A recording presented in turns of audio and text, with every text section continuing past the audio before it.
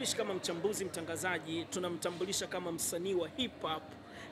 Mwenyewe mzee Kaliua, my brother Oscar ambaye amekuja kwenye miaka 25 ya Lady JD. Oscar na Jide kwa ukaribu na mazoea ambayo wako nayo, unaweza usiwaelewe pale wanapokuwa wanatumiana zile comment Instagram. Ila kwa leo anaweza akatuambia kwa muda gani wamefahamiana na leo amekuja kucelebrate vipi. Kaka kwema? Bana poa. Miaka 25 ya Jide. Yeah, mimi kwanza ni moja kati ya watu ambao tuna Christmas tatu tu hapa mjini. Lady JD anasherehekea miaka 25 ya kuwa kwenye game ya Bongo Flava.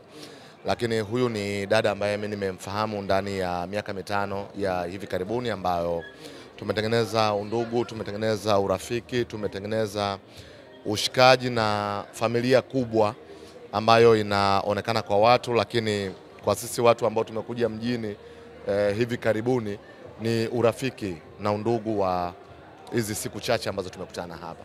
Okay, ndani ya miaka 5 urafiki wenu umekuwa namna gani na unajivunia nini kuhusu yeye? Kwanza najivunia kuwa na mwanamke mpambanaji karibu yangu, na nimesema mara nyingi kwamba Lady JD ni kitabu ambacho ukipata nafasi nenda ukakisome. Ni mwanadada ambaye amepitia mapambano mengi sana ambayo pengine baadhi ya wanaume wangekutana nayo wasingeweza kutoboa. Kwa hiyo ni zaidi ya mwanamke kwa kile ambacho amekifanya, na kwangu mimi anaendelea kubakia kama inspiration kwenye mabinti wetu na watoto wa kike ambao tunao, watu ambao wanataka kuishi ndoto zao, watu ambao hawaamini kwenye kukatishwa tamaa, watu ambao wanaamini kwenye ushindi, watu ambao wanaamini hata dunia yote kibakia inakubaliana upande mmoja, akibakia peke yake na akasimama kwenye anachokiamini anaweza akafanikiwa. Huyo ndio Lady JD ambaye tuko hapa the Superdome kuhakikisha kwamba tunamsupport na kumsherehekea kwenye miaka yake 25 ambayo amekuwa kwenye game. Kwa miaka 5 unaomfahamu wewe, unahisi miaka 25 aliyoishi kwenye muziki na entertainment yamemlipa au anayanufaika nayo matunda hiyo miaka 25 kwa kumwangalia sasa ile life ambayo sisi kwenye kioo au kwenye kamera huwa hatuioni? Lady JD ni miongoni mwa wasanii wetu wachache wa kike ambao wamefanikiwa. Amefanikiwa kwa kadiri Mungu alivyomjalia. Si mtu mwenye maisha ya juu au maisha ya chini, ni mtu anayeishi maisha ya katikati. Ana uwezo wa kupata chochote ambacho anakitaka, ana uwezo wa kwenda popote anapopataka, na ana uwezo wa kukidhi mahitaji yake yote ya msingi. So kwangu mimi ni mtu ambaye amefanikiwa kwa sababu hajawa bilionea, lakini Lady JD sio maskini. Ameishi maisha ya kati, maisha ambayo watoto wengi sisi wa kimaskini, ukipambana na Mungu akikusaidia una uwezo wa kupata maisha ya kati. So nafikiri mziki umemlipa kwa sababu kumekuwa na mabadiliko mengi sana ya zama na riziki ambayo yanatokea, na yeye ameishi zama zote. Ameishi kwenye ugumu kule ambako yeye alianza mziki, lakini ameishi pia zama hizi ambazo hizi ni time zenye fursa kubwa kuliko huko nyuma ilivyokuwa. Na kwangu mimi amefanikiwa kwa sababu Lady JD sio mtu wa juu, sio mtu wa chini, ni mtu wa katikati, na kwangu mimi mtu wa katikati yoyote na hesabu kwangu kwamba mafanikio. Okay. Lady JD ni kitabu cha Bongo Flava kwa wanawake na wanamuziki ambao wamemkuta kwenye game. Miaka 25 sio kitoto. Tuseme ni kitabu. Tutakuwa tupo kwenye ukurasa wa ngapi na kichwa cha habari kitakuwa nini? Lady JD ni mtu ambaye ni kama amoeba. Wanasema kuna viumbe ambao huwa wanabadilika kwenye mazingira yote. Anaweza akawa pembe 3, anaweza akawa pembe 4, anaweza akawa pembe 1 kutokana na generation inapotokea. Kwa hiyo inanipa ugumu kuweza kumdefine na kusema kwa neno moja kwamba Lady JD ni msanii wa namna gani, lakini nafikiri ni msanii ambaye amekata across. Sisi ni waandishi wa habari na watangazaji, kuna ugumu sana kuweza kuvuka kwenye miaka 10 ya kwanza kwenda kwenye miaka 10 ya pili na kwenda kwenye miaka 10 ya tatu. Watu wengi anaweza akawa kwenye game kwa miaka 20, lakini ukijiuliza amekuwa top kwenye peak kwa muda gani, unaweza ukakutana na miaka 20 kwenye game lakini amekuwa bora kwenye miaka 2. Anaweza akawa alikuwa bora kwa mwaka mmoja lakini alikuwa top kwenye mwaka mzima. So kwa Lady JD kwenye album sasa Silver inaenda kuwa album ya 10 kama kumbukumbu zangu ziko vizuri. Kuweza kutoa album 10 na kuwa na watu ambao wanafuatilia kuanzia album ya kwanza mpaka album ya mwisho, kutoka kizazi cha kwanza cha miaka 10 kwenda decade ya pili ya miaka 10 na kuianza ya tatu ambako amefika kwenye miaka 5. Sio watu wote ambao wamebarikiwa kuweza kuishi kwenye maisha haya. Kwa hiyo nafikiri kuna namna ambavyo ameishi maisha ya kwenye muziki, sio hata kwa nguvu zake, lakini ni kwa nguvu pengine ya yule ambaye alimleta kwenye dunia hii. So kwangu mimi ameishi maisha ya muziki yaliyopitiliza.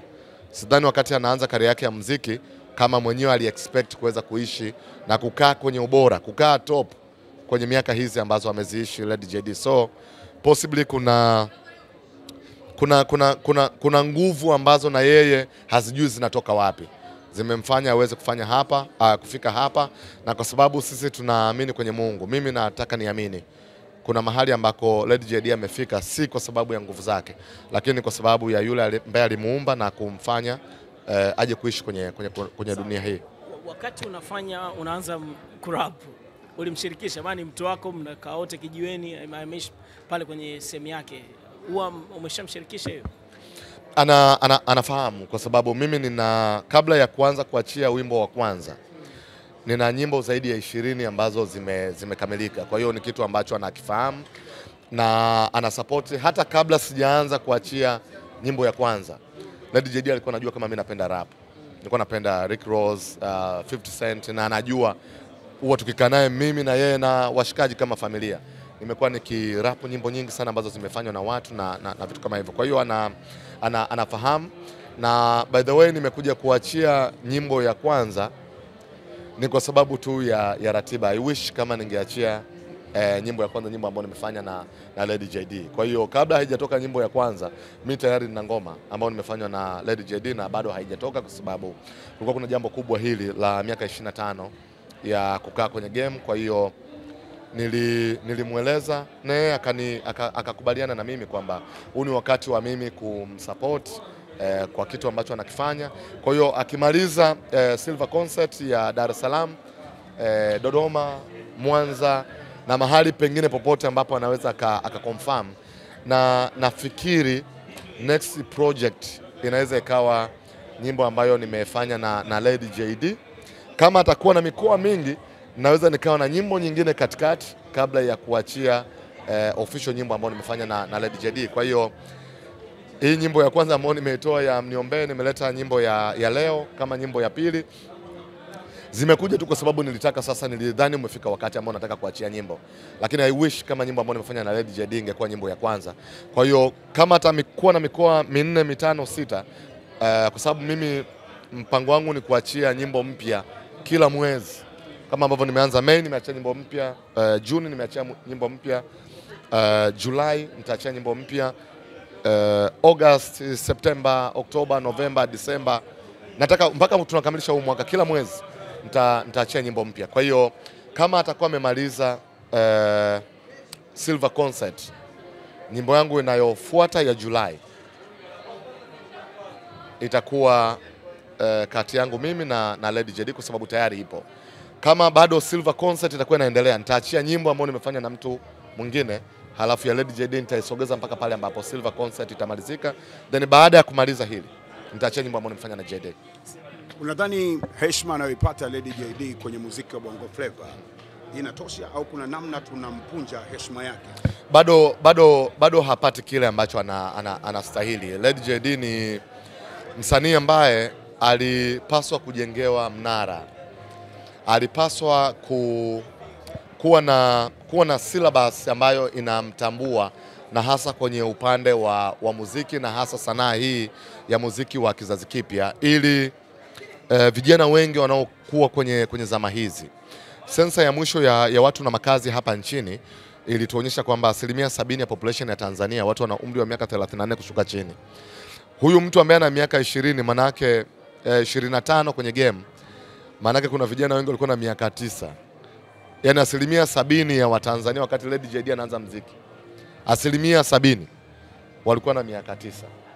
Kwa hiyo nafikiri ni aina ya msanii ambaye alipaswa kuingizwa kwenye syllabus na hasa ya muziki, vijana waweze kujifunza muziki na burudani na changamoto ambazo wamezipitia na namna ambavyo waliweza kuzi outcome, itaenda kuwajenga na kuwasaidia vijana wetu wengi sana ambao wako hapa nchini. Kulipaswa kuwa na mnara wa Lady JD ambao umewekwa, iwe ni Dar es Salaam, iwe ni Shinyanga ambako amezaliwa, iwe ni Bunda ambako ndio asili ya wazazi wake. Ulipaswa kutengeneza mnara wa mwanamke shujaa kwenye muziki na tasnia ya Bongo Flava, ili vijana wetu na hasa watoto wa kike waone kwamba mambo yanawezekana. Ukiweza kupigana vita, mwisho wa siku unaweza ukavishwa taji. So of course I appreciate anapewa heshima, but nadhani sio heshima ambayo msanii wa kaliba ya Lady JD anastahili kupewa kwenye nchi yetu. Dataflow inakuletea uhuru wa kukamilisha chochote na internet ya uhakika. Kuwa hewani muda wote, popote ulipo, utakuwa na internet ya uhakika. Ni salama na huunganisha kwa haraka. Ina nguvu hata sehemu zenye msongamano. Pata data mtelezo yenye kasi kwa gharama nafuu. Wasiliana nasi. Tembelea tovuti yetu www.dataflow.co.tz.